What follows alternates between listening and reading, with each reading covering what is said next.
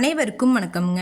எங்களிடம் தரமான செக்கு தேங்காய் எண்ணெய், கடலெண்ணெய், நல்லெண்ணெய் மற்றும் மஞ்சள் தூள் கிடைக்குங்க. முழு மஞ்சள் வேணாலும் வீடியோவில் தெரிகிற நம்பருக்கு தொடர்பு கொண்டு வாங்கிக்கலாங்க. இப்போ வாங்க வீடியோக்குள்ளே போகலாங்க.